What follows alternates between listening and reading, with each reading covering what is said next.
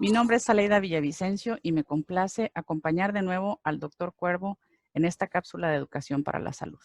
Doctor, cuéntenos de qué va el tema del día de hoy. Buenas tardes. Para continuar sobre el ataque cardíaco, esta vez vamos a hablar sobre la violencia sistémica contra las mujeres con ataque cardíaco, técnicamente conocido como infarto agudo al miocardio o síndrome coronario agudo. Debo de confesar que realmente el título se debió a la fuerte influencia que ejerció sobre mí como profesional y como ser humano. Varios artículos de la doctora en sociología o en ciencias sociales, Lucero Aida Juárez, John Herrera y Cairo, graduada del Colegio de Sonora, y otro artículo de la revista CONAMED, Comisión Nacional de Arbitraje Médico, por la autora principal Yolanda Robles Montenegro, que habla sobre la inequidad en salud y inequidad de género. Sin embargo, debo de aclarar que la interpretación que yo hago de esa lectura, pues es mi responsabilidad. Básicamente, ellas definen, o así entendí, que la equidad o igualdad de género es un concepto que, entre otras metas, tiene una fundamental para mí: eliminar la desigualdad y prejuicios de género en la atención médica. ¿Por qué razón? Porque de esa manera mejoraríamos notablemente la calidad. Y es importante que en el artículo de CONAMED, de Robles Montenegro, menciona específicamente el concepto de equidad sanitaria. Es un concepto que lleva implícito, que lleva dentro de sí una valoración ética que pone en evidencia las diferencias por género en la atención médica que reciben las personas. Y esta autora y sus colaboradores califican esta inequidad médica o inequidades médicas, porque son diversas, como injustas, inaceptables y, sobre todo, tanto por parte del paciente y la familia como del profesional de la salud vigilante, evitables. Por lo tanto, yo considero que tanto los profesionales de la salud, como parte de su ética profesional, los pacientes y sus familias, debemos de recordar siempre que el derecho a la salud es un derecho constitucional y un derecho humano universal. No me cansaré de repetirlo uno. Y que no respetar esos derechos es una violación a los mismos y se está ejerciendo violencia contra la persona cuyos derechos no son respetados. Esa es mi opinión y creo que es digna de escucharse. Recordemos brevemente una vez más los síntomas sufridos durante un ataque cardíaco o infarto agudo al miocardio entre hombres y mujeres. Revisé esta vez un poquito más la literatura y, de acuerdo a muchísimos autores, el síntoma más común es dolor o malestar de pecho de severidad variable, casi siempre de moderado a severo, que dura minutos, que puede ir y venir. Sin embargo, en un estudio realizado en 2012 por el autor Canto y varios colaboradores, quienes revisaron los síntomas sufridos por poco más de 1 millón de pacientes, o sea, que lo reportado por más de 1 millón de pacientes, ¿cuáles fueron los síntomas que experimentaron estos pacientes durante un ataque cardíaco o infarto agudo al miocardio? Y este estudio demuestra que en las mujeres, especialmente las más jóvenes, de menos de 60, el grupo de 35 a 50, 55, frecuentemente ni siquiera tuvieron síntomas o padecieron síntomas que la mayoría de los profesionales de la salud catalogan aún como atípicos: náusea, mareos, falta de aire, más que dolor o malestar del pecho. Otros autores que han revisado el tópico refieren o reportan que son más frecuentes en las mujeres a los anteriores, más dolor o malestar en el cuello o la quijada o los hombros o la espalda alta, o un brazo, o los dos brazos, o dolor o malestar de estómago, manifestado como indigestión, como náusea y hasta vómito, así como a sudoración fría, y en algunas mujeres se reporta una sensación de aturdimiento, más un grado de fatiga que es inusual. De modo que si usted es mujer con factores de riesgo como diabetes, alta presión, obesidad, vida sedentaria, y está experimentando uno o más de estos síntomas o siendo testigo de otra mujer sufriendo los mismos, una vez más, encarecidamente le pida auxilio al 911. No maneje, ni acepte que alguien que no sea técnico en emergencias maneje, porque si pasa algo en el camino, las consecuencias pueden ser catastróficas. El ataque cardíaco o infarto agudo al miocardio como una construcción social en el imaginario de las personas e incluso los profesionales de la salud todavía persiste esa imagen transmitida por los poderosos medios audiovisuales como son el cine y la televisión, las revistas. La imagen clásica es la de un adulto varón en edad madura, 50, 40, 50, llevándose la mano al pecho por el dolor intenso para enseguida colapsarse. Vuelvo a insistir, esta es la imagen transmitida por decenios, por muchos decenios, y ha penetrado poderosamente la atención de los legos y profesionales, de modo tal que esa es la imagen que mucha gente tiene de un infarto. Hay diferencias de factores de riesgo entre hombres y mujeres, indudablemente. Seguimos refiriéndonos a algunos de estos factores de riesgo como clásicos y son varios sobre los que podemos ejercer individualmente, personalmente, un mayor o menor impacto. Los factores de riesgo clásicos son en la mujer que tiende a padecer con más frecuencia diabetes mellitus, alta presión, obesidad y sedentarismo.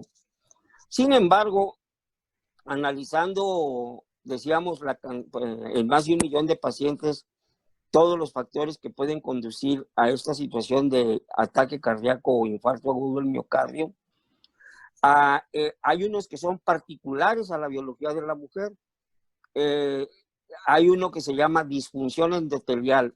Si usted visualiza a las arterias coronarias como una manguera, la capa exterior de la manguera usa cierto tipo de material y la interior es diferente. La interior tiene un material que facilita el flujo del agua, independientemente de la presión que su fuente de agua tenga. En las arterias, esta capa se llama endotelio.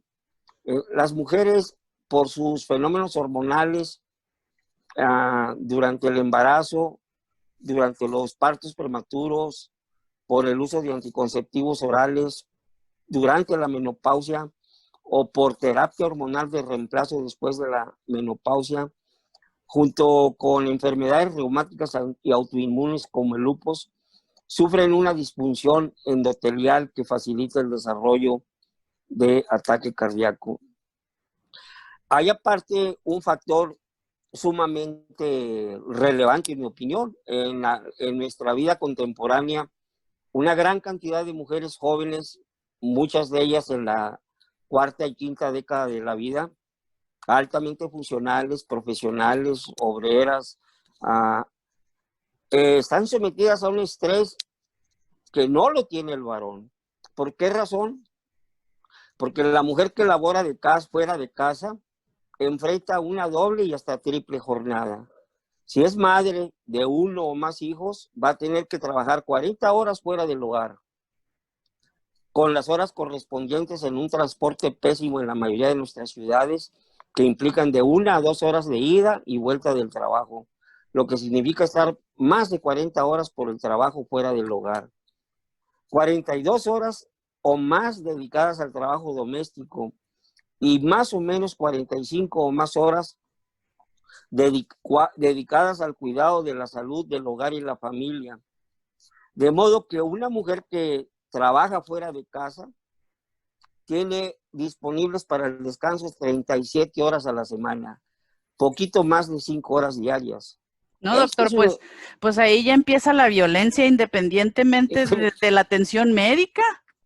En términos de una violencia sistémica de género, me refiero, ¿verdad? En la que si la sí, mujer tiene una carga doble de trabajo por pues la que realiza en su casa y la que realiza fuera de ella, pues ya empezamos ahí con la sí, discriminación. esto es brutal. 40 horas de trabajo obligado en la oficina o en la fábrica, más las 42 o 40 o más horas dedicadas al trabajo doméstico, más de 45 horas dedicadas porque tiene que hacer las compras, tiene que cuidar que la higiene de la comida, tiene que prevenir que que el agua esté contaminada, en fin, le quedan de 35 a 37 horas a la semana para descansar. Esto produce un desgaste brutal. Pues estamos hablando de más o menos 5 horas diarias para poder dormir. Ya no hablemos de sentarse a ver la tele. No, no, no. Dormir. Dormir simplemente para recargar la batería. Wow. Esta información viene de un artículo que, en mi opinión, debiera ser lectura obligada para toda persona sensata, no nada más con ideología feminista. Es un artículo publicado en la Fundación para la Salud, FunSalud, ya hace algunos años, me parece que fue en 2017, pero es un artículo que se llama Valuando lo Invaluable, por la doctora Felicia Knaul, Knaul, y el doctor Arriola Ornelas. En verdad, muy, muy interesante ese artículo. Nos comparte entonces la liga para ponerla disponible en la descripción de este video, doctor. ¿De acuerdo? Gracias. Continúe. Ahora bien, vuelvo a insistir, el profesional de la salud que se graduó cuando yo me gradué hace poco, en 1978, debe de repensar lo que aprendió en la escuela. Vuelvo a insistir, seguimos considerando, yo he oído ese término, he oído a profesionales médicos referirse a los síntomas que describe una mujer con ataque cardíaco como atípicos. La razón por la que esto ocurre es que en la década de los 40, particularmente después de los 50, en los países industrializados se empezó a observar un incremento notable en las muertes por enfermedades del corazón, dentro de las que destacaba el ataque cardíaco o el infarto agudo al miocardio. Y como fue una condición, por decirlo así, manifestada más por hombres y estudiada por hombres, la imagen que se transmitió al ideario colectivo es la que el ataque cardíaco es una enfermedad de varón, lo cual es totalmente falso. Y dentro de las mujeres, algunos autores hablan de la mujer joven y de la mujer mayor. ¿Por qué razón? Porque hay diferencias biológicas y fisiopatológicas muy importantes. Voy a mencionar algunas para el grupo del llamado de mujeres jóvenes, que para algunos autores va de los 35 a los 50 años de edad. Por alguna oscura razón y entre otros factores, por discriminación y sesgo de género e inequidad en la atención médica, mueren mucho más que los hombres de la misma edad que sufren un ataque cardíaco. Una de las razones que explica esta mortalidad, de acuerdo a algunos autores que consulté, es que muy frecuentemente el estudio que le llamamos el estándar de oro, es un estudio radiológico, consiste en introducirse por la vía venosa hasta llegar a las arterias del corazón y por medio de contraste visualizar la circulación. Muy frecuentemente en este grupo de mujeres de 35 a 60 es negativo, así lo describe el radiólogo, porque no hay obstrucción. Y de esta manera, la etiqueta es, el diagnóstico es de que es un estudio normal o negativo. ¿Qué impacto tiene en la calidad de la atención?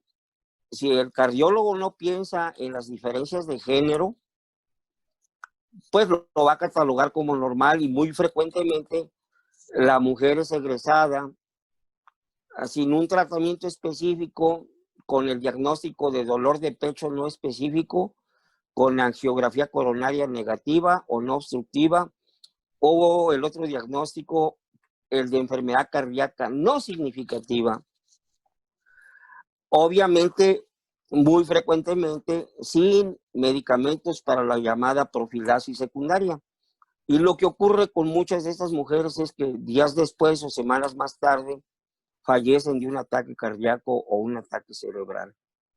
Esto está doctor, pasando. Lo voy a detener aquí tantito a ver si entendí bien. Quiere decir que si una mujer en el rango de edad de 35 a 50 o 60 años pueda llegar al hospital con un dolor en el pecho y que en un momento dado el médico le realiza este examen que es vía intravenosa y el examen marca que no hay obstrucción al momento de que corre la sangre, se puede llegar a dar un diagnóstico de que digamos que es un dolor de pecho muy agudo, pero no es necesariamente una señal de que haya algo que pueda en un momento dado propiciar un ataque cardíaco. Sí, de hecho, el diagnóstico de alta muy frecuentemente es dolor de pecho no específico con angiografía coronaria negativa. Y ante eso, ¿se da algún tipo de medicamento para o nomás así como que le vaya bien y ojalá que no le vuelva a doler? Prácticamente. ¿Y eso sería la señal de que puede estar uno a punto de tener un infarto en los días siguientes y no se detectó? Absolutamente. Válgamela. Ok, entonces en estos casos, ¿pero qué podemos hacer? Pues si uno va con el doctor y el doctor le dice que no tiene nada, que suele pasar con frecuencia, yo personalmente he tenido experiencias que va uno con el médico con un dolor específico y el dolor casi que le dice a una que está loca, que no pasa nada porque no se detectó nada y uno sigue con el dolor y uno cree que en verdad pues pueda uno estar mal. En términos generales, hay una inequidad de género, hay una discriminación y un sesgo de género en algunos médicos más marcada que en otros, pero desafortunadamente, como integrante de la profesión médica, debo de reconocer que en mi inmadurez profesional también pequé de caer en esta situación de etiquetar como síntomas atípicos o psicosomáticos y no buscar realmente una causa física. ¿Y qué podemos hacer con este diagnóstico? Vamos a suponer, ya nos hicieron un diagnóstico, dice que básicamente pues hay que esperar porque el dolor va a pasar. Definitivamente buscar a un médico que tenga un enfoque más holístico, más totalizador, un médico que respete y que reconozca las existencias de diferencias de género. De diferencias de género, una segunda opinión. Sí, hablo de género por esta razón. Tenemos una comunidad lésbica, gay, transgénero y bisexual a nivel internacional enorme. Entonces tenemos, por ejemplo, mujeres que biológicamente hablando, pero que mentalmente se sienten de género masculino. ¿A qué recurren? Al uso de hormonas como los andrógenos, que en ciertas cantidades y en ciertas dosis predisponen a la cardiopatía isquémica o al ataque cardíaco. Y por el otro lado tenemos biológicamente y apariencia fenotípica, o sea, la apariencia exterior es la de varón, pero mentalmente se siente mujer y recurre, entre otras cosas, al uso de estrógenos. Y los estrógenos en ese organismo, que no estaba preparado para manejar la cantidad que el individuo que quiere cambiar de género está usando, predisponen a la cardiopatía isquémica y al ataque cardíaco. Por eso hablo de género. Usted tiene que buscar un doctor que respete la idea de que existen factores no nada más biológicos, sino de género. Doctor, y en el caso, por ejemplo, estos son, digamos, un ejemplo de un diagnóstico equivocado en el caso de mujeres que todavía no tienen un infarto. Y estamos hablando del grupo de mujeres jóvenes, 35 a 50 años. 39. O hasta los 59. ¿Y qué pasa o cuál sería el tipo de discriminación en un momento dado de género que se sufre cuando ya se tuvo un infarto, por ejemplo? En que muy frecuentemente las mujeres mayores, particularmente las de 65, 60 o más, perdón, hay un banco de 4 pies que la vez pasada, cuando hablamos de ataque cardíaco y sus síntomas, me bloqueé con un medicamento. Son 4 medicamentos que si usted no tiene intolerancia o alergia, usted debe de estar recibiendo. Si no tolera la aspirina, hay otros medicamentos que se llaman tiopiridinas, el clopidogrel, entre otros. Hay 3. Usted puede, si no tolera la aspirina, usted puede usar el clopidogrel, que lo que va a prevenir es la hipercoagulabilidad y la formación de coágulos dentro de las arterias. O la aspirina, que es el más económico si es tolerable para usted y además es efectivo. El otro medicamento que no pude recordar la vez pasada es un beta bloqueador. Es una enorme familia, es una cantidad enorme de medicamentos. Yo los que más uso son 2, el atenolol y el metoprolol, el succinato de metoprolol. Y tenemos que titular la dosis, porque las dosis desafortunadamente están estandarizadas. Igual, otra vez, la mayoría de los estudios que se hacen para un medicamento involucran muchísimo más hombres que mujeres. Y el metabolismo puede ser diferente, la distribución puede ser diferente. Por lo tanto, tiene que usar un beta bloqueador encontrando la dosis más adecuada para usted, porque no hay que olvidarlo. No hay ningún medicamento sin efectos indeseables o reacciones adversas, que en unas personas pueden ser mínimos y tolerables, y en otras personas pueden ser severos o intolerables y hasta fatales. Entonces, adelante. El otro medicamento de los 4 que usted debe recibir es un medicamento de una gran familia que se llaman estatinas. Estas van a bloquear la síntesis del colesterol. Particularmente la idea es alcanzar una meta con relación al llamado colesterol malo, que se reporta como HDL, perdón, LDL, colesterol LDL, perdón. El colesterol malo es el colesterol LDL y el bueno es el HDL. Y por último, aunque usted no sufriera de hipertensión, si es una mujer de 35, 38 años y no sufre hipertensión, o 40 y no sufre hipertensión, hay un medicamento que se usa para la presión arterial alta, pero que se ha encontrado que previene la remodelación del corazón, del músculo cardíaco después de un infarto. Estos 4 medicamentos, teóricamente, deben de prevenir no la totalidad, porque nada es absoluto. En medicina, particularmente, cada organismo es diferente.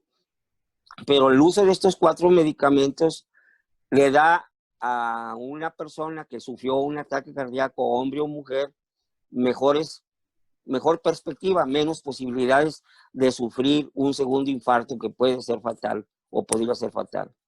Entonces, habría que asegurarnos, si tenemos la desfortuna de sufrir un infarto, como mujeres, de asegurarnos que al que nos den de alta, tengamos estos 4 medicamentos, pero además, y aunque sonemos molestas, porque a veces nos educaron para no ser molestas, decirle al doctor, ¿me está usted dando la dosis que corresponde a mi edad y mi género? Porque como decía usted, no nos vayan a mandar con la dosis del varón y esta sea diferente, no sé si mayor o menor, pero diferente, y por lo tanto, pues el efecto en nuestra salud sea también diferente. Así es, lo ideal, sería lo ideal. ahí la perspectiva a futuro todavía no se visualiza, pero sí ya se pueden hacer ciertos ajustes por un fenómeno que se llama liposolubilidad. La mujer tiende a tener más grasa que el hombre y a ciertos tipos, por ejemplo, los beta bloqueadores, muchos de ellos son liposolubles, entonces tienen otra distribución y otro mecanismo. Claro. La aspirina en un gran número de mujeres no es útil y por lo tanto hay que recurrir a las tiopiridinas, pero si el médico que la atiende a usted se queda con la idea absolutista fija de que usted tiene que tomar aspirina, le guste o no le guste, le sirva o no le sirva, cuando tiene la alternativa de usar una tiopiridina, pues indudablemente que usted está siendo maltratada, honestamente. Pues yo creo que el consejo en general, no únicamente en el caso del corazón, sino de la totalidad de nuestras enfermedades, sería tratar de encontrar con tiempo, mientras estamos todavía buenas y sanas, un médico al que nosotros podamos confiar que está viendo, como decía usted, de manera más holística nuestro organismo, que tenga estas consideraciones y quizá él mismo nos pueda recomendar al cardiólogo, al neurólogo, al especialista que corresponda y que en un momento dado también corresponda con esa ideología de género que nos vayan a atender. Que respete las diferencias de género es lo ideal.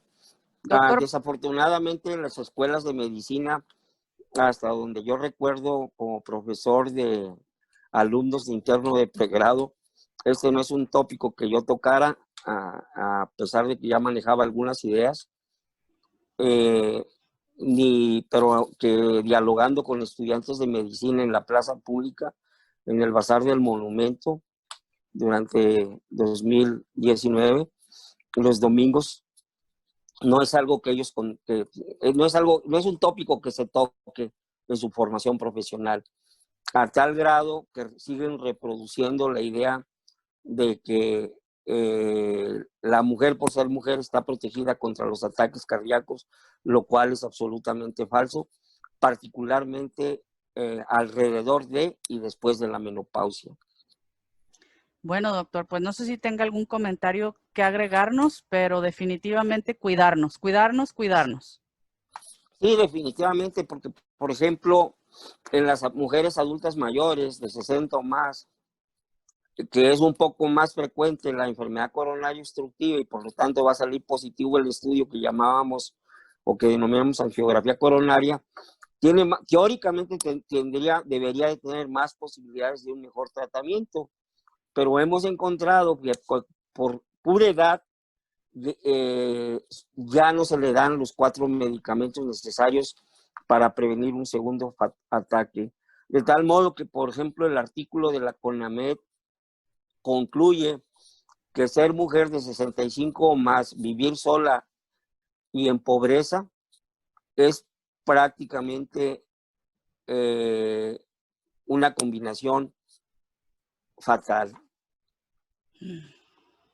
Bueno, pues a procurar entonces, como decíamos ahorita, buscar un médico que contemple las diferencias de género para tratarnos y que en un momento dado esto permita que tengamos una mejor perspectiva. Exactamente. Muchas gracias, doctor.